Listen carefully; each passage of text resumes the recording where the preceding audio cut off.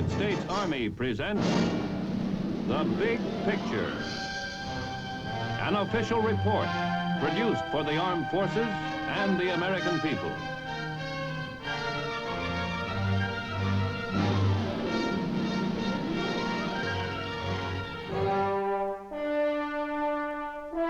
The first people to arrive in what is now Salt Lake City in Utah came the hard way, over heat-baked prairies and nearly impassable mountain ranges. Their endurance and the love of freedom from which they drew the strength to go on is not forgotten. For here in the foothills near Salt Lake City is a lasting reminder.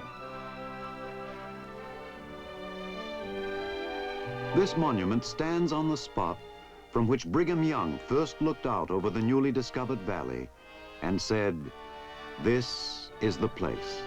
The year was 1847. His people brought with them only the essentials, seeds, tools, and a stony determination to make this desert valley into a fruitful haven. They and their descendants have done just that. And in the Salt Lake City headquarters of the Utah National Guard, today, you'll find the same devotion to the concept of individual liberty strongly and quietly in evidence. This is the home of the 19th Special Forces Group, 1st Special Forces. It is a crack unit of the Utah National Guard, and its mission is expressed in a brief motto: De Oppresso Liber, the mission of every Special Forces unit: to liberate from oppression. The motto is a statement not only of intent, but of capability. For the men of the Special Forces are unquestionably among the most highly able in the profession of arms today. The shoulder patch is appropriate in detail. An arrowhead background recalling the silent and deadly Indian warriors of our own West, and on it a dagger with 3 flashes of lightning, swift, unconventional striking power by land, sea, or air. The National Guardsmen wear this patch proudly, and they take their mission seriously. They are without exception dedicated men, giving far more than the required time to training and other National Guard activities.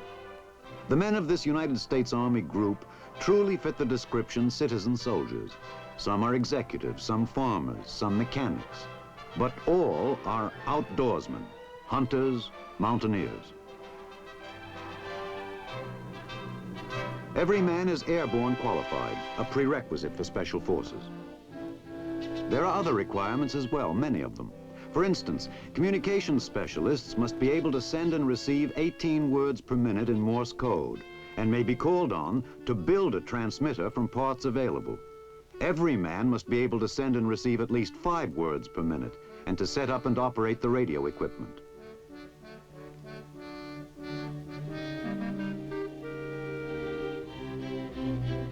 This cross-training principle applies to each phase of the operation. Every man must be a capable demolitions specialist with a thorough understanding of various explosive materials, their composition and capabilities, and exactly how much is needed for a specific job. Army Special Forces troops must know every part of every weapon used by our own ground troops, and in addition, must be able to operate and maintain many types common to overseas localities.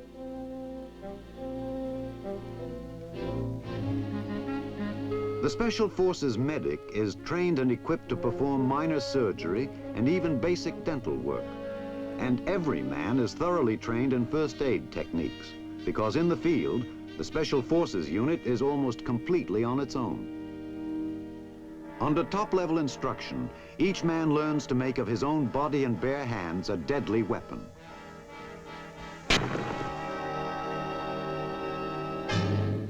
In practice, every blow must be stopped short of its mark. Any one of them can bring instant disablement or worse.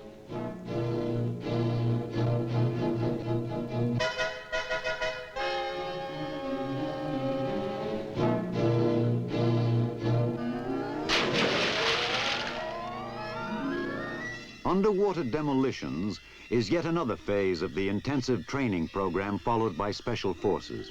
Each man must learn to be at home under the water and familiar with all devices which allow him to work in this hostile environment.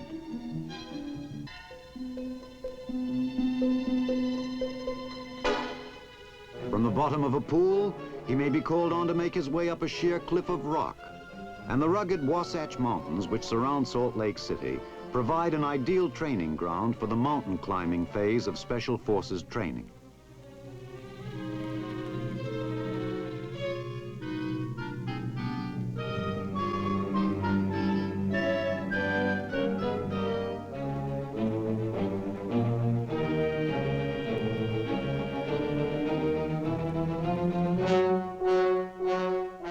Here, a grocery clerk may find himself called on to put his trust in the slender ropes of the mountaineer, as he discovers that for the Special Forces, there is no such thing as impossible terrain.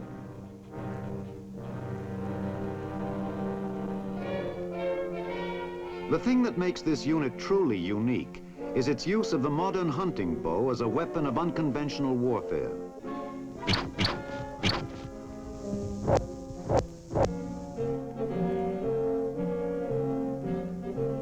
In certain situations, nothing can match the bow. It's accurate and extremely powerful. It can strike with swift silence over considerable distances, and without the position-revealing muzzle flash and smoke of a firearm.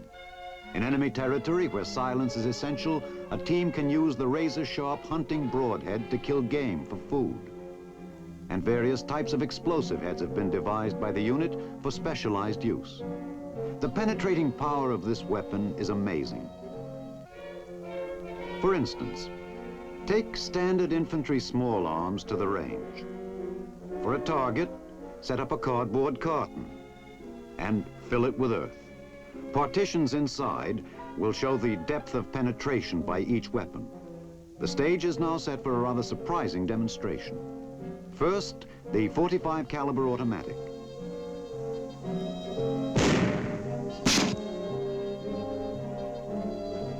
Now the .30 caliber carbine.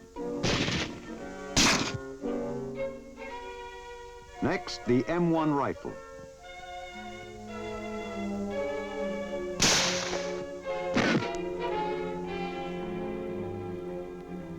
All three weapons pierced the first partition, as you'd expect. Only the M1 penetrated the second, the carbine slug merely denting it. None of these standard infantry firearms penetrated the full depth of the earth-filled target. Now, watch closely.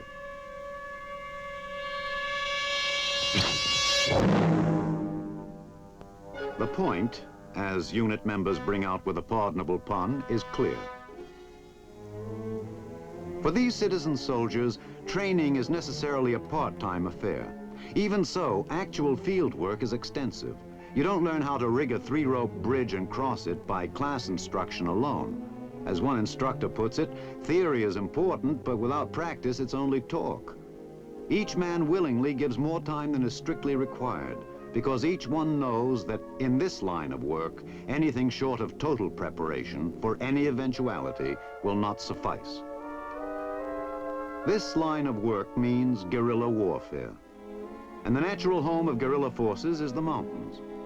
Rocks and snow will be the only highways open to them. So even in summer, when the snow in Utah is high up and hard to come by, the men find a way to practice their skills.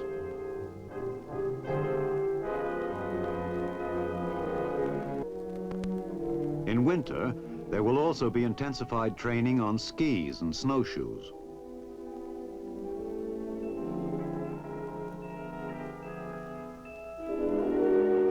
Meantime, even what might appear to be high-spirited fun is a calculated exercise in controlled and swift descent over crusted snow.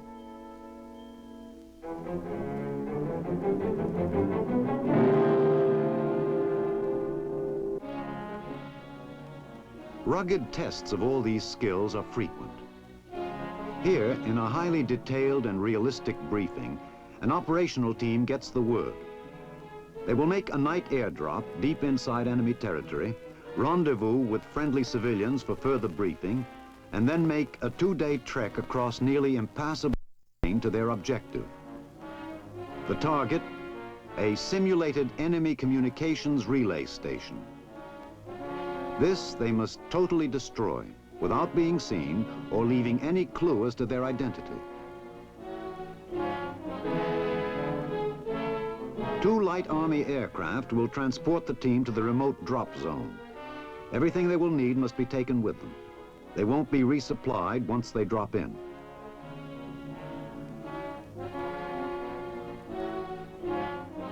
Weapons and ammunition. Demolitions which have already been tested on materials equivalent to their objective. The standard tools of the trade. The silent and deadly bows go along too. All the items they'll need, but not 1 ounce of anything else. No man carries identification. On schedule, they take off at dusk. A handful of men and 2 light planes.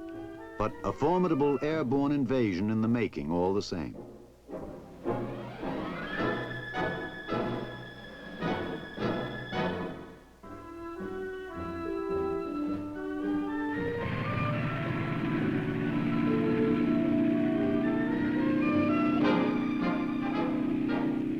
Each man is conscious that in an actual operation, this would be a long-term departure for the team. They would drop into enemy territory, organize, train, and equip guerrilla forces, and remain there for the duration of the emergency, directing and guiding guerrilla attacks upon the enemy in his own backyard. It could be weeks or years. No man goes into Special Forces work without knowing that this is what he's training for.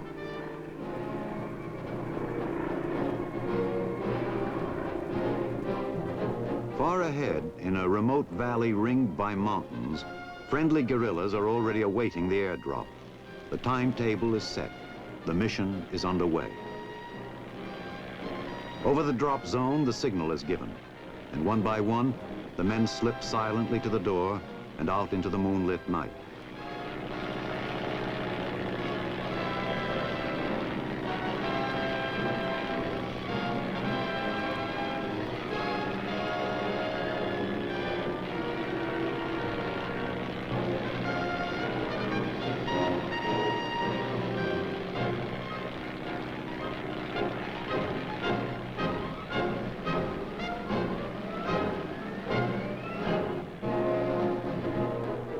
The drop zone is in an isolated area, clear of any probable enemy observation, and the darkness gives added security. Nevertheless, no time can be lost in getting the big canopies collapsed and the team reassembled. A slight wind has scattered the landing somewhat, one of the unforeseeable complications common to night landings on unfamiliar terrain.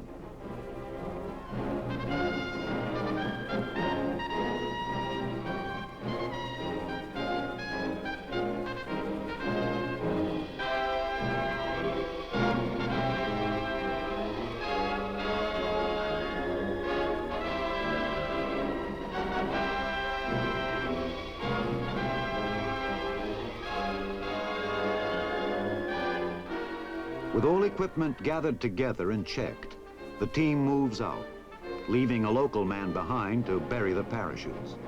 From now on, time is a precious commodity. The latest information gathered locally checks out with what they've already been told. The objective lies in relatively open foothills beyond an almost impossibly rugged mountain range. They'll be coming in the back door, so to speak. 6 enemy soldiers man the relay station, without special security guard because of the isolated location deep in their homeland. However, beyond the mountains, the team must pass uncomfortably close to a small village. Here they must take care not to be seen.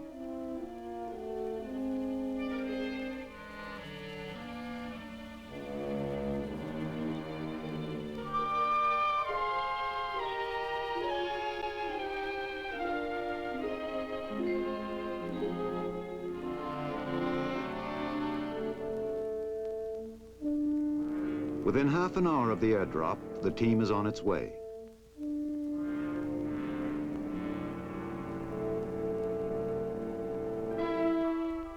For Army Special Forces soldiers, this type of realistic maneuver is practicing what they will preach. For in actual operation, their prime mission would be to teach to organize and train guerrilla forces in the techniques they themselves have learned the hard way, thus using their know-how to the greatest possible disadvantage of the enemy forces.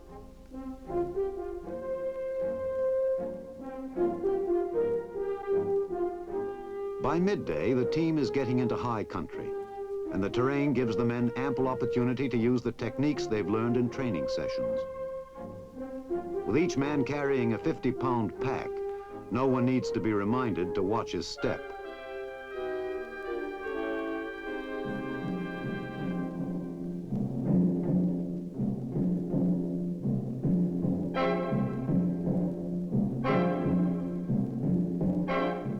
The schedule calls for them to reach the top by the end of this first day.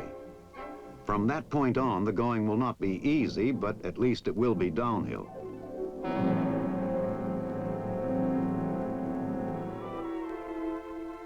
That night, in a concealed pocket of the high pass, a cold camp is made.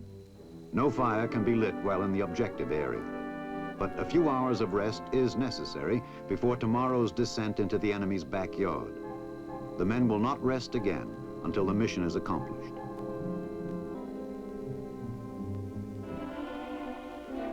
With first light, the team is already in position for the descent down the sheer back face of the mountain range.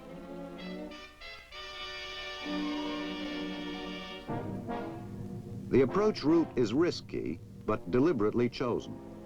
The enemy is complacently sure that danger from this direction is out of the question.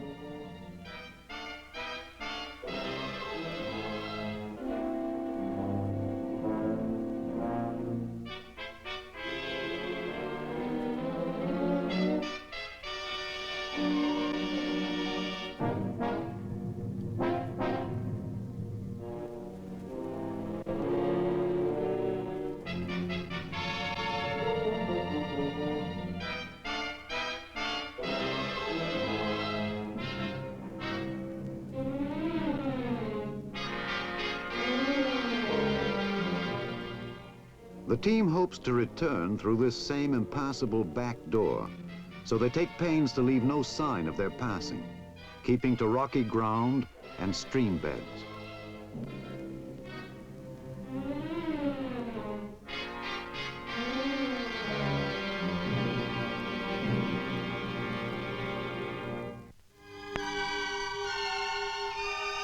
Now, as the team starts into the last leg of its trek, it's time to find a place to leave behind some of their excess weight, a place they'll have no trouble finding again, but well apart from any discernible trail.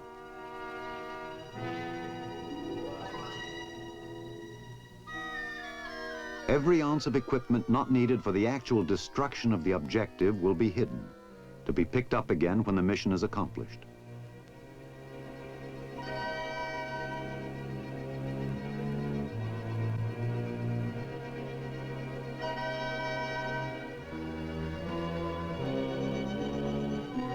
For the next few miles, the team must move with extra caution, remembering the warning about the possibility of a chance meeting with villagers in this area.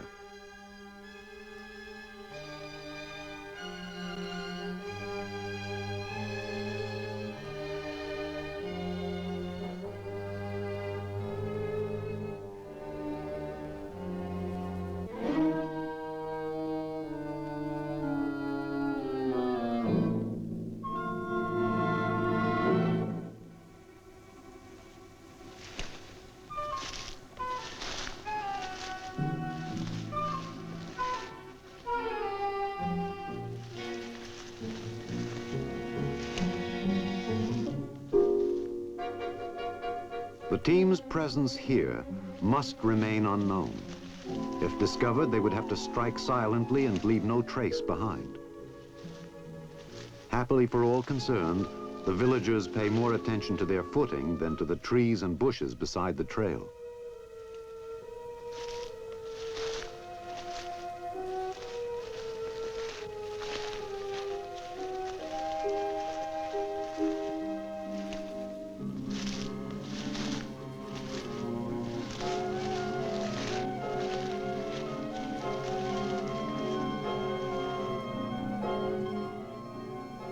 By late afternoon of the second day, The team is in the open foothills of the objective area.